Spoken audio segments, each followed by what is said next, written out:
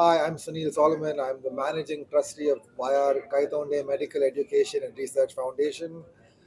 In Kaila, we opened the Suniti Solomon Center. The center, it's like Ore building. We have clinical care, we have research, and we have labs.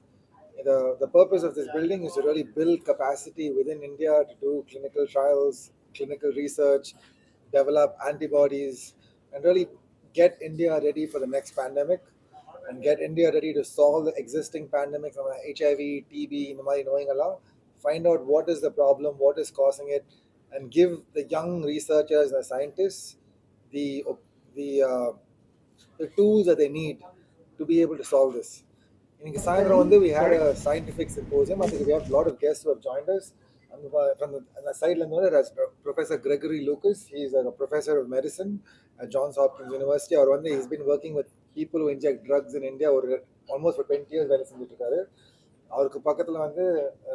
Dr. Shri Mehta, she is the chair of the Department of Epidemiology at Johns Hopkins. So she's also been working in India for almost 2 decades.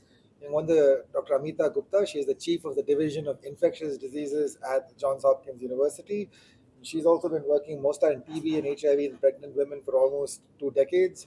There's Dr. Mark Salkowski, he's a professor of medicine at Johns Hopkins University. He's also the senior associate dean for research in the School of Medicine. Dr. Gavin Cloretio, he is the head of infectious diseases research at Abbott Laboratories.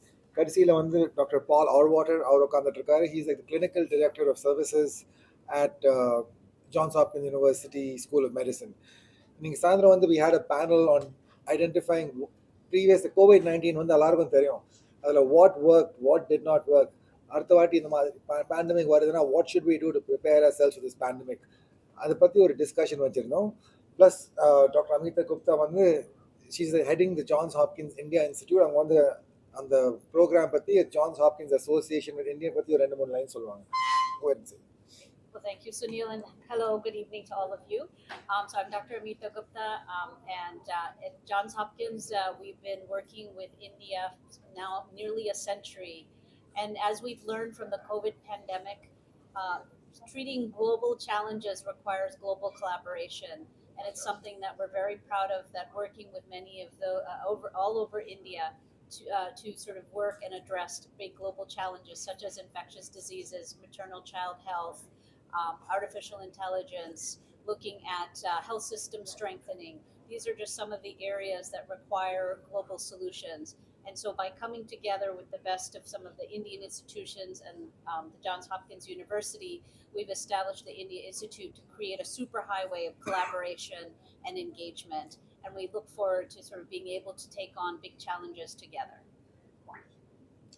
Last pandemic, which was difficult to handle now in future, which could be avoided. Tamil translate So you want to answer this? What was the one difficult thing which could have been avoided or which can be?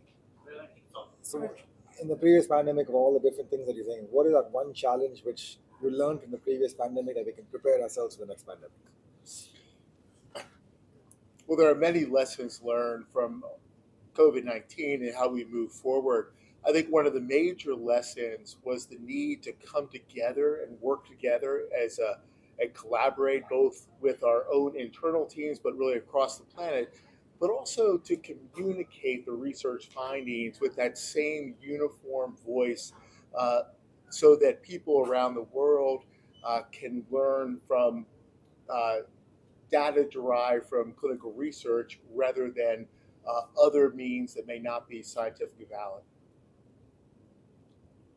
Okay, well, thank you.